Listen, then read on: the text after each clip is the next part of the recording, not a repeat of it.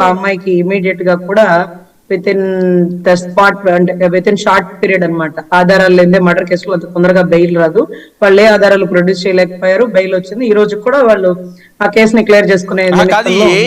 AI ఈ technology అసలు ఎటువంటి పోకడలకు పోతుంది? అసలు ఏది నిజమో ఏది అబద్ధమో తెలియని సిచ్యువేషను. సరే, ఏఐ పోకడలు అంటే మనం గతంలో గోరంట్ల మాధవ్ గారి గురించి మాట్లాడినప్పుడు ఆయన కూడా 100 సమాధానాలు చెప్పాడు. దరిద్రం ఏంటంటే నా బాడీ కాదు, నాకు ఇంకొకటి, ఇవన్నీ కూడా మాట్లాడారండి. చాలా చీదరగా అనిపించింది. ఇప్పుడు విషయం ఏంటంటే ఇది కూడా ఏఐ అనడానికి కారణాలు ఏంటంటే అక్కడ ఏదైతే పక్కన ఉండేటటువంటి ఫోటోలు ఇవన్నీ మార్ఫింగ్ చేసినారు అని అనొచ్చు.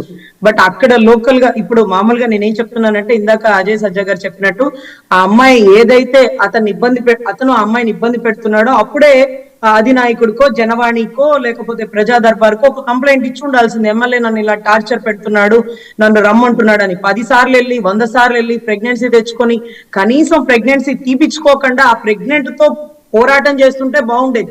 అతను చెప్పాడు కదా అని ప్రెగ్నెన్సీ నేను తీపిచ్చేసుకున్నాను అంటూ ఇప్పుడు వెలుగులోకి వచ్చి గతానికి సంబంధించిన వీడియో కాల్స్ అన్ని అలా వీడియో కాల్స్ ప్రొటెక్ట్ చేయాలంటే ముందుగానే ప్రీ ప్లాన్డ్ స్కెచ్ గా పెట్టుకోవాలి. ఇప్పుడు నేను మీతో మాట్లాడుతుంది ఇంకో కెమెరా పెట్టి మన ఇద్దరం మాట్లాడినది వీడియో తీసి వాళ్ళు సెక్యూర్ గా పెట్టుకోవాలి.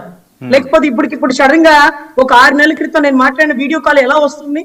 సో ఇవంతా ప్రీ ప్లానెడ్ గా పెట్టుకున్నారు. ఎందుకో నాకు అర్థం కాలేదు. ఒక 2 డేస్ బ్యాక్ పవన్ కళ్యాణ్ గారు ఒక లెటర్ రిలీజ్ చేశారు.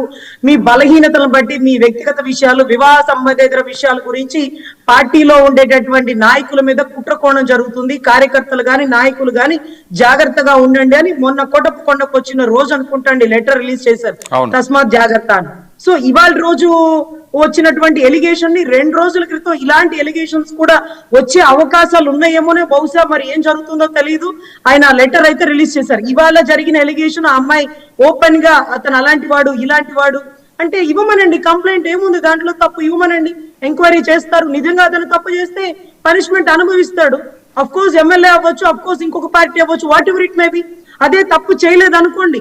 నిన్నటి రోజు కేరళ వీడియో చూసినారా? ఆ అబ్బాయి నన్ను అలా తాకాడు ఇలా తాకాడు అని వీడియో పెట్టింది. ఆఖరికి ఈవిడే పోయి తాక్కుని వచ్చింది. ఆఖరికి ఆ నింద మోపిన వాడు, ఎవరైతే నింద పడిన వాడు సూసైడ్ చేసుకొని చనిపోయాడు. ఇప్పుడు ఆ అమ్మాయిని అరెస్ట్ చేసినారు. పోయిన ప్రాణం వెనక్కి రాదు కదా. ఒక మహిళ చెప్పగానే ఇదే నిజం ఇదే అబద్ధం అని తేల్చకండి. ఎంక్వైరీ చెయ్యండి, విచారణ చెయ్యండి. అది నిజమైతేనే చట్టరీత్యా చర్యలు తీసుకోండి. కానీ ఈ మాదిరి ట్రోలింగ్లు కూడా చేయకూడదు. ఎందుకంటే ఆ అమ్మాయి ముఖం మాత్రం ముసుకేసి ఆ అబ్బాయిని ఎక్స్పోజ్ చేసి చూపించడం కరెక్ట్ కాదు. గతంలో కేరళది కూడా అలాగే చేశారు. సిగ్గుతో తలదించుకొని మా అధినాయకుడికి మాట వస్తుందో లేకపోతే నా వల్ల పార్టీకి చెడ్డ పేరు వస్తుందో అని అతను ఏదైనా చేసుకున్నాక ఆ అమ్మాయి కరెక్ట్ కాదని తెలిసాక అప్పుడు వెనక్కి వస్తుందా పోయిన ప్రాణం? కేరళలో ఇన్సిడెంట్ అదే కదా జరిగింది. మీరు నిజానిజాలు తెలకుండా ఇలా మీడియా ప్రసంగాలు కానీ ఏది కానీ పెట్టకూడదు.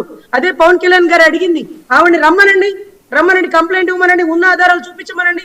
ఇప్పుడు ఎందుకు బయటకు వచ్చింది? పెళ్లి చేసుకుంటానని చేసుకోలేదా? ఆవిడకి ఆల్రెడీ భర్తతో విడాకులు అయిపోయిందా?